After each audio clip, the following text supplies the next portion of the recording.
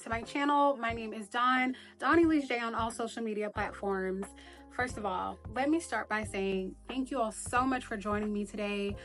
Whether if you are a friend of mine, a colleague, a supporter, a family member, literally anyone who has joined me on this journey thus far, I genuinely thank you all so much. Let me just say, it is because of folks like you that have really pushed me to return to YouTube. Like, let me just say that.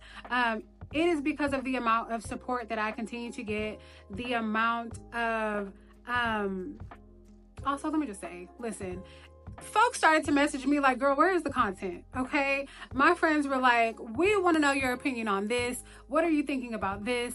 And so ultimately it is because of all of that that has literally pushed me to, return to YouTube. I had been thinking about it for quite some time, but I just didn't know like if I had the capacity and all these other things. And then also, as it pertains to me and the way that I was feeling about all of this, I will say, naturally, like I am just someone who is, I'm a creative just naturally. I am also a certified yapper. And so for me to, run past like so many controversial topics and like so many things happening in, politics, and for me to not be talking about it, Lord, like that has literally been like, because I'm just like, the South got something to say, like always. And so for me, as I am someone who like loves to talk, loves to express myself, and as far as like me being someone who genuinely like likes to tap into all of the parts of me, when I am not tapping into, certain parts of myself, I do genuinely feel unfulfilled. And so I think for me, like that was ultimately the thing that like pushed me to be like, girl, go back out there, And so I'm so thankful for y'all for literally sticking around. And if you are new here, I do hope that you decide to, stick around. I really hope that you do. As it pertains to life, child, listen, life has been lifing, and not even in a negative way, because listen, nothing has literally been impacting me negatively at all, for real. But I think ultimately for me, I have just been trying to create the balance of it all, create the balance between motherhood, between my career, and then just like life on its own. And so for me to do that, it did require me to really become laser focused on just the things that matter, like that took me, spending a lot of time with God. That took for me really tapping into myself spiritually and figuring out the things that ultimately make me feel good, to make sure that I'm not just like going through the everyday motions, but ultimately just like doing the things that feed me and speak to my soul. And so in this moment, I can honestly say, I do feel like I am finally finding my footing in all of it. And so again, I thank you all so much for really, sticking with me on this journey. So before we get into today's video though, if you are not subscribed to this channel, please take a moment, pause this video, subscribe to the channel, and like today's video. I would appreciate it more than you know. So let's get into today's video. So today I am going to kind of just do kind of like a getting to know me, to kind of create some background about who I am for folks who may need a refresher, and then for folks who may not know me at all. And then lastly, I did ask people on Instagram to leave me questions that you wanted me to answer. And so I will absolutely answer those at the end of this video. So with that being said, as I said, my name is Dawn. I am born and raised in Houston. Well, listen, I am from A-Leaf to be exact. I think to know me is to know that I am a A-Leaf girl through and through. If you've never heard of A-Leaf, go ahead and Google it. I think that will create a lot of context around who I am, maybe the grit that I have, and ultimately like why I am who I am. Yeah, so that's that. I am a mom of 2 kids. I have a 9-year-old son named Hendrix, and I have a 3-year-old daughter named Harper. My kids will be in so much of my content, so I don't necessarily want to say so much of them, because not only will you see them, but you will hear from them a whole lot. But as I said, Hendrix is 9 years old. He was my first baby, so he's kind of just like my little boy bestie. He is like me in so many ways. I mean, whether that be like his personality, the academics, his humor, He's literally just like kind of like a little mini me. And then Harper, literally, she is 3 years old going on like 13. So like, let me just say that. The funny thing is that like when I was young, I used to always think like, where did this confidence come from? Like, was it taught? You know, like maybe it's Maybelline, maybe she's born with it. But Harper was definitely born with it. Like that little girl, like we call her boss baby. She runs the house. You know, she is so assertive and she is so sure of herself at 3 years old, to where it's like, girl, like God really made you. God really made me twice. Like it is literally insane. But as I said, you will see the kids so much. In addition to that, I have been working in politics for the past 9, almost 10 years. I've been a political organizer in Texas since 2017-ish. I have worked on Senate campaigns, presidential campaigns, gubernatorial campaigns.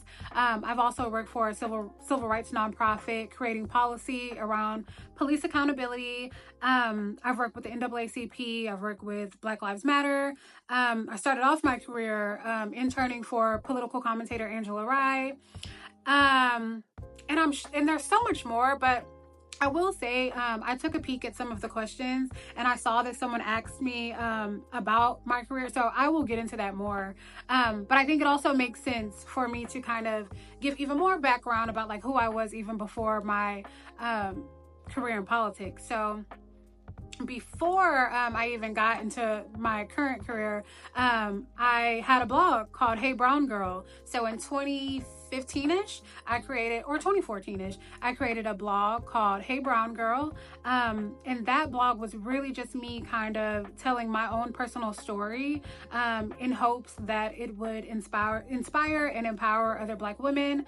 I've always been someone who has kind of been like a, if not you, then who type of person. So I can proudly say that I think I have always kind of volunteered myself as tribute to be that person for Black women. So yeah, like I would tell a lot of my personal stories, whether that be with motherhood or whether that be with kind of just like my life experiences as a Black woman, in hopes that it would reach other Black women and allow other women to feel seen in a world that don't see Black women for real. So through the blog, I created a brunch that was called Brown Girls That Brunch.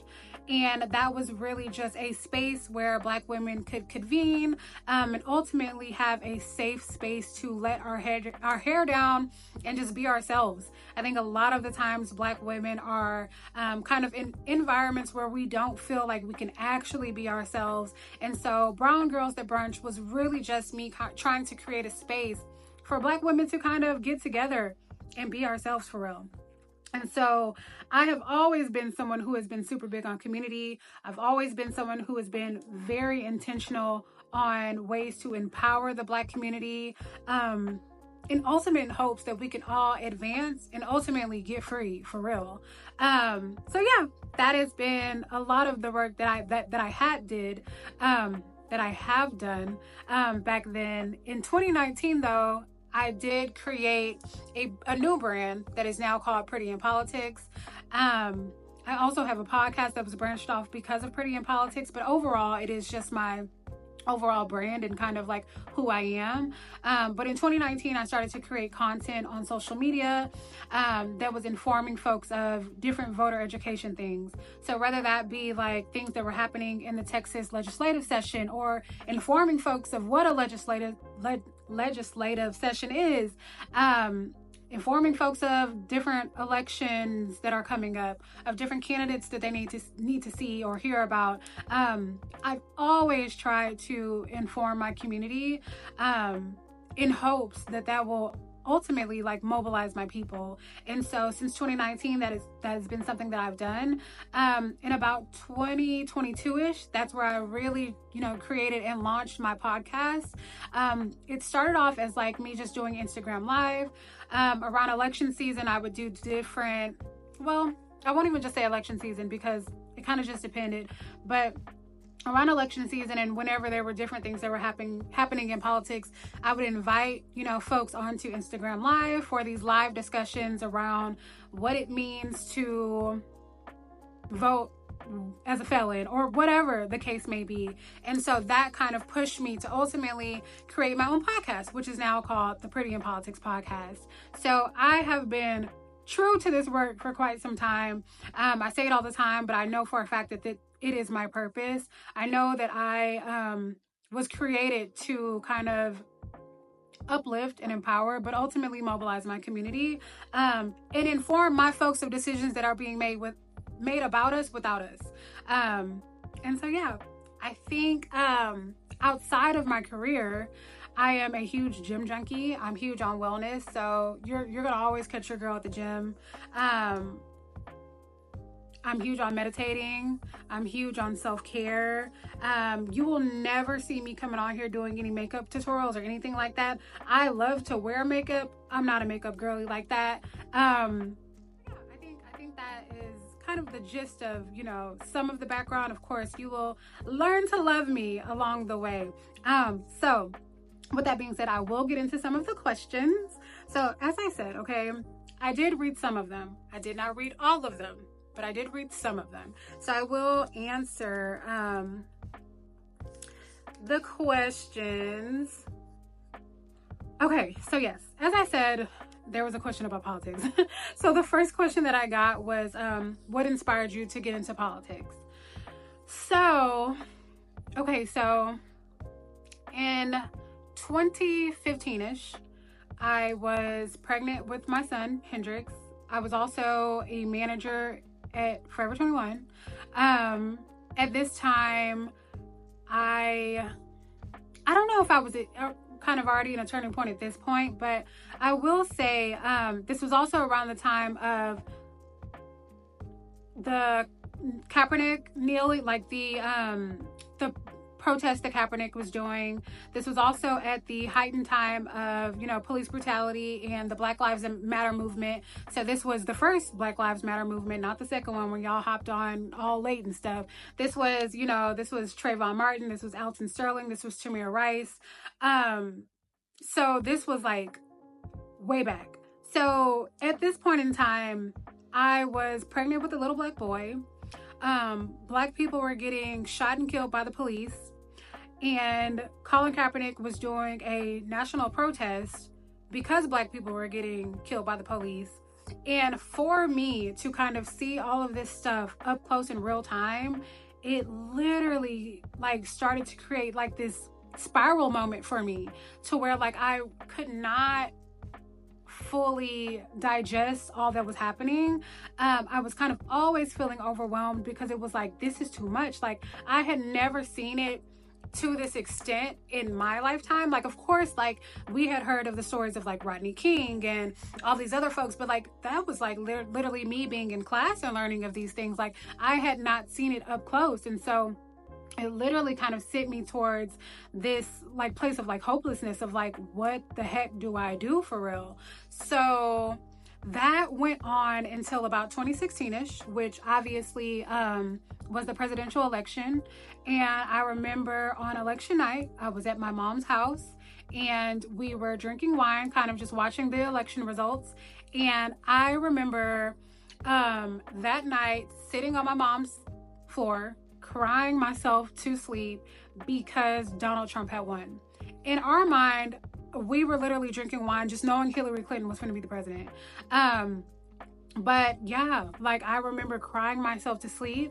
And the next morning I woke up and I was no, I remember that I don't think that I quit immediately, but I will say, shortly after, it might have not even been a week after, I got back into school. I had taken a break from school because I had my son Hendrix.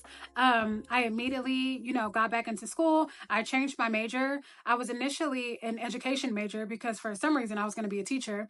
I changed my major to administration of justice.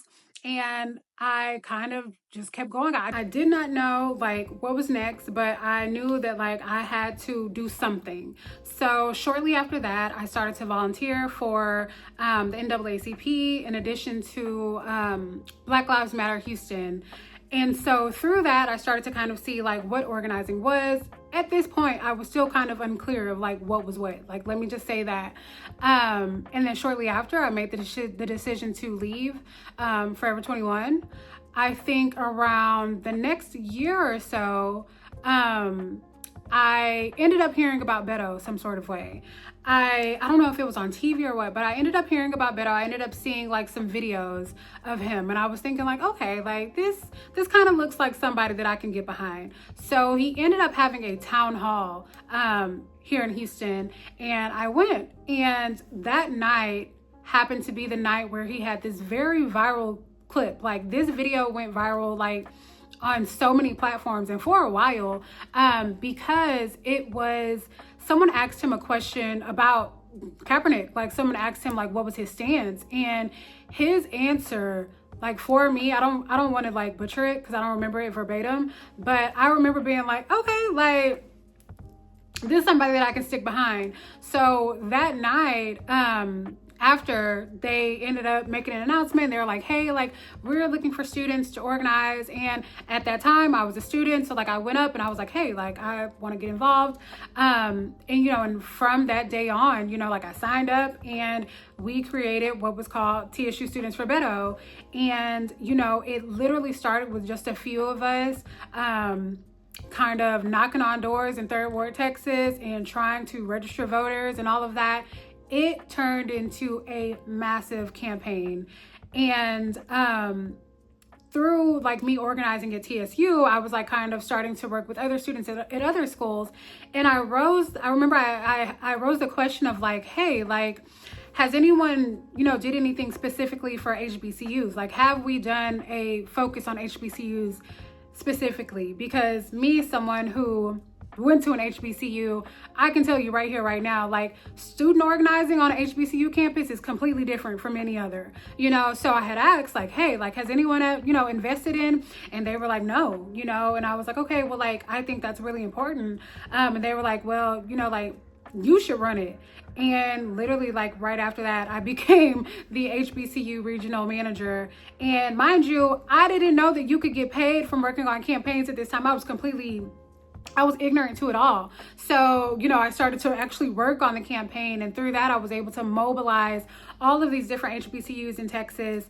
And ultimately, like, through that work though, that is where I was able to see that like students, especially Black students, wanted to be involved, but it's like nobody was giving them the information. So it's like, how do you expect for them to engage if like they don't have this information?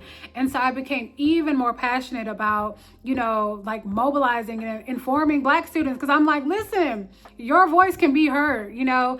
And so that's kind of how that started. Obviously, you know, like, we came up short in that election. However, that really is kind of not only what started my career, but really where I was able to hone in on the idea that like I was truly passionate about ground level interaction and truly passionate about mobilizing and galvanizing students, Black students in particular. Right after that, I think I was in my last semester at TSU. I was asked to go and work for Bernie Sanders as a national student organizer. I did that for maybe about 7 months or so, because Bernie then later on decided to drop out of the presidential election, and then later on Joe Biden was elected. So shortly after Bernie, I was then recruited to work for a grassroots law project. I ended up working for a grassroots law project that was founded by Sean King and Lee Merritt. I actually met Sean while I was working for Bernie Sanders. I had to do an event and I spoke, and I remember Sean King had also spoke, and we met there. I don't remember how I ended up getting back with Grassroots Law Project. Like, I don't remember how I ended up coming back, but I was asked to go and work for, you know, Grassroots Law Project. And the goal of that organization was to create police accountability in different ways. And so at GLP, I created and I oversaw our student program, which ultimately helps students create different guidelines and create policy that would ultimately get cops out of schools and replace them with counselors, and ultimately just create safer spaces for Black children to exist. In addition to that, I created policy that held police accountable. And so a lot of that was around like, let's see, there was like a case in San Antonio where it was policy that we wrote that demanded that police release, body cam footage in a certain amount of time. So really trying to get down to like the things that like everyday people are needing from police, and like trying to create that sort of policy. So I did that for 2.5 years.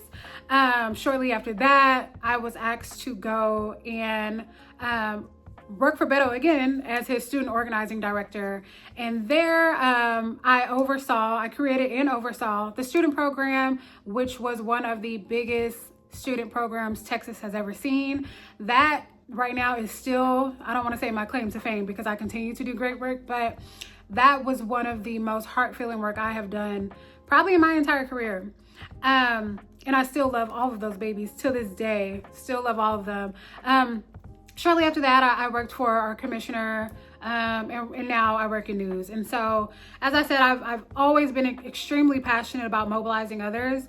I think for me, my biggest purpose has always been to inform folks, and I am blessed that I'm able to do it in a different way now, which is through news, which is through storytelling, which is also through like allowing people the space to tell their own stories. And so yeah, like that has been very long-winded, and I hope that answered it. But like ultimately I got into politics because I had a little Black boy, and there was not a world where I would allow him to, there was not a world where I wouldn't fight back to the oppression that he was coming up against. And that's it, that's all. Okay, so let me get into the next question. Oh, okay. So the next question is, that's funny because I literally started off talking about how I didn't have the balance, but how do you balance your career with being a mom? Okay. I am someone who has to have a checklist every day. I am a habit person. So like once I have something going for me and it works, like I have to stick to it. So ultimately, like what helps me the most is creating a schedule that works for me. So, and I mean, down from the moment that I wake up, everything is scheduled. I work out the same time every single day. I wake the kids up every single day. I drop them off at the same time every day. Everything is scheduled. For me, that makes sure that like I am able to schedule in time for myself. I am able to oversee all the things that I have to do.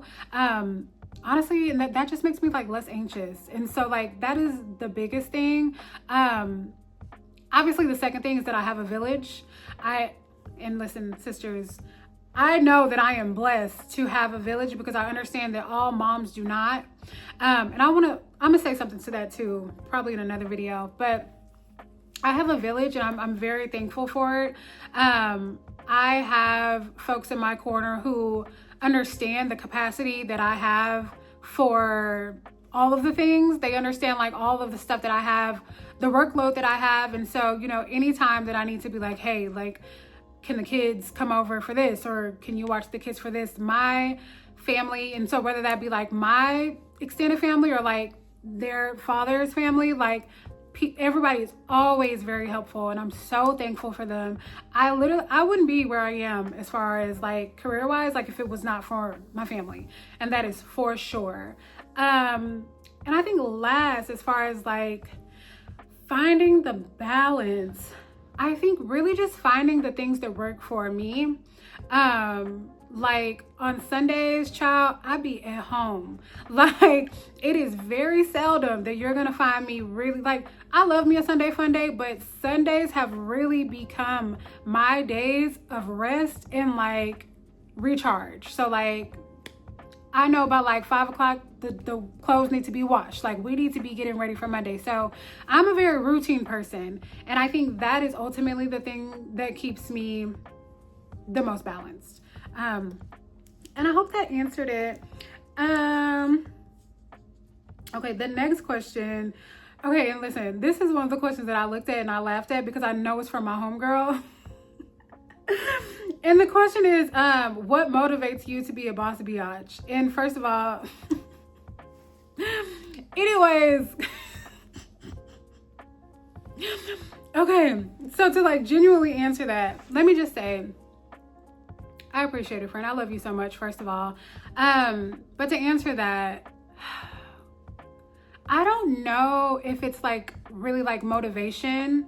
For the most part, as far as like me having the ability to achieve all of the things that I want to achieve, it really is more so discipline. I am someone who is just naturally a huge dreamer. I'm also someone who always like has different ideas in my head. So I'm always like, oh, I want to do this. I want to do that. I should be doing this. Kind of always. And so for me, once I have like set my mind out on something that I want for myself, I really paint a picture for myself that's like, okay, this is the end result. Like, this is what you want. And it is going to take this, and this for you to get here. So if you don't get there because you didn't do the middle things, like, then you will be disappointed, you know?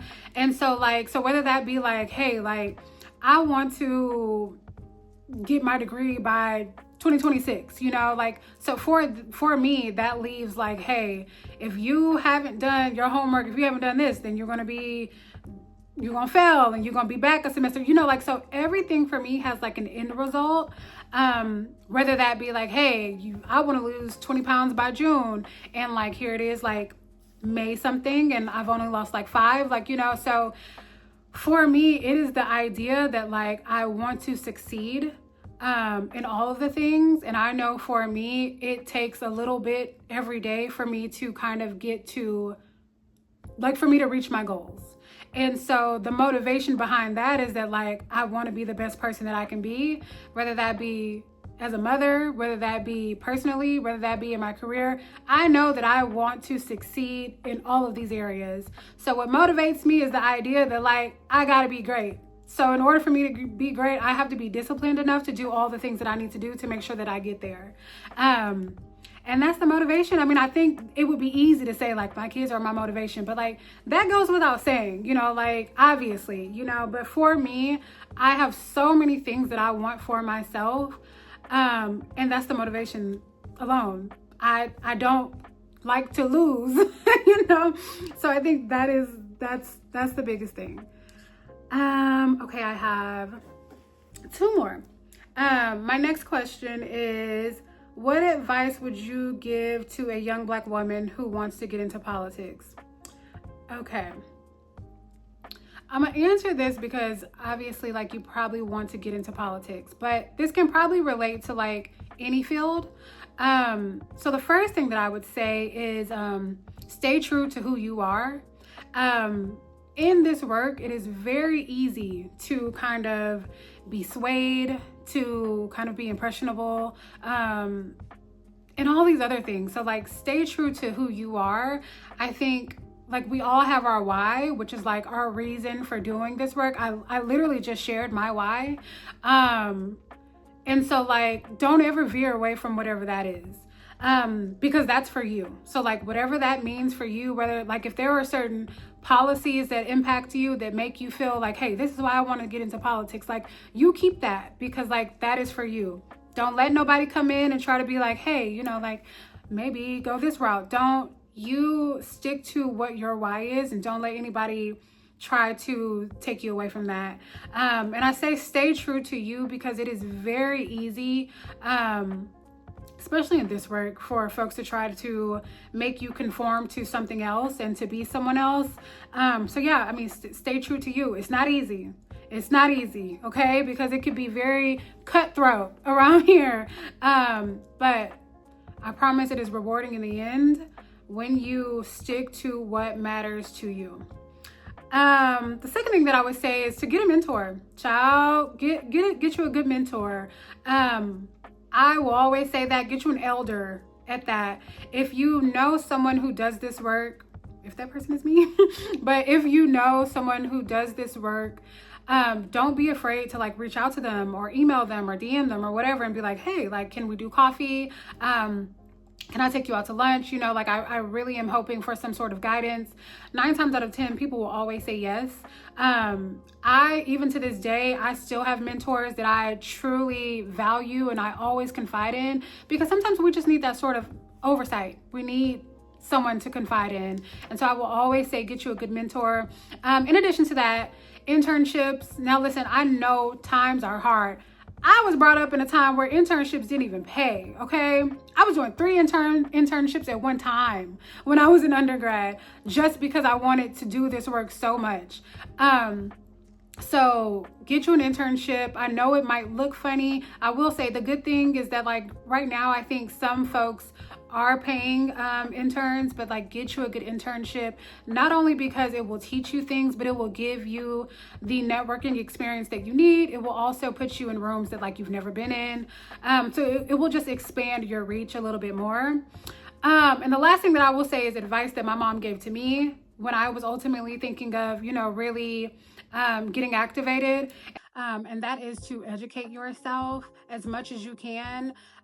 So whether that be like following certain social media pages or making sure that you are paying attention to all of the news that is happening, because news and politics changes every single day. So really get acquainted to like the things that are actually happening on the ground. And just make sure that you are like in the know. Like I said, my mom was like, hey, if you're gonna get in this work, you got to know everything. So I started, you know, following certain podcasts. If you have folks that are in politics that you really admire, follow their journey, see what they're talking about, like really educate yourself on all of the parts, which is also, you know, why internships are important, because as long as you have the knowledge, no one can really try to veer you away from who you really are or the reason as to why you even joined this fight in the first place. So I will say that I wish I had more advice, but I think that's, oh, you know what? And last, volunteer. If there are certain organizations that you know, volunteer with them, even if it's just for a day or two, just so you can figure out like what's what. During election season, they are always looking for election workers. And it pays, you know. Work the polls for a day and see how it is and talk to folks, you know. Really kind of just like put yourself out there and put yourself into the environment, and get acquainted, you know, as much as you can. I hope that answered it. Feel free to like message me directly if you want to. But yes, I would do all of those things. The main thing is just like stay encouraged, because like I said, again, it can be cutthroat. It can be cutthroat. And the last question that I have, is what self-care practices do you engage in for my mental? So as I said, I love the gym. I'm a huge gym person. Obviously outside of like me going through a postpartum journey, the gym is for me. Like that's my thing. It is quite literally the only time in my entire day where I am not in servitude of someone else. So that for me is like the time where I get to really put my music on, get cute, and block out the entire world. It also helps that I get to get in a really good sweat. So the gym for me is probably my number one self-care thing. I work out every single day. Even if I'm just doing a 3-mile walk or whatever, I make sure to move my body every single day. That is number one. Outside of that, you know, like I love meditation. I love reading. There's like this thing on TikTok where it's like, get you somebody that dilly-dally. I be dilly-dallying. Like that is my thing. Like if I'm feeling like, oh, I'm overwhelmed or something, I will dilly-dally. And what that looks like for me is that like, I'm going to go get me a matcha latte. I'm going to go stroll through Home Goods. I'm going to stop by Ross. I'm going to go plant shopping. I might pick up some new books. Like that's dilly-dallying for me. Like really taking my time and getting my stroll on through like Home Goods and coming home with like pillows. Like that is my absolute favorite thing. So like those are the things that ultimately, like, it don't take much for me. Like I'm not someone that is like, oh, I need to, obviously I love to travel, but I'm not someone that's like, oh, I need to take a vacation. No, I literally just need to like go to Ross and, you know, get some new home decor. Like, it does not take much for me. But as far as like the biggest things that I do for self-care, it's probably going to be something fitness related. So whether that be the gym, hot yoga, I recently started Pilates. So those are the things that ultimately aid to like my mental well-being. Of course I do self-maintenance things. I won't say that aids to my mental well-being, but obviously you feel good, you look good. So I'm always doing self-maintenance things. And yeah, I think that's it for the. So I think for the most part, just like find something that makes you feel good, whatever that is. It could be getting your hair done. It takes me too long to get my hair done. I'm gonna tell you that right now. It takes me too long. But either way, I hope that kind of answered all of the questions. I did get like 2 more questions, but like I'm not gonna answer them because like they were about dating. But if y'all have more questions for me, please feel free to like drop them in the comments of this video. Please feel free to like DM me if you want me to talk about certain things. But as I said, thank y'all so much for joining me in today's video. Thank you all for returning with me. If you are new here, thank you for being here.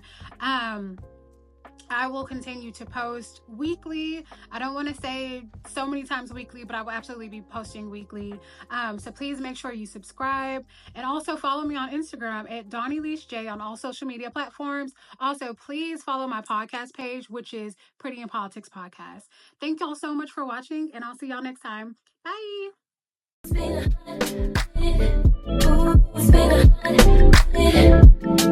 been a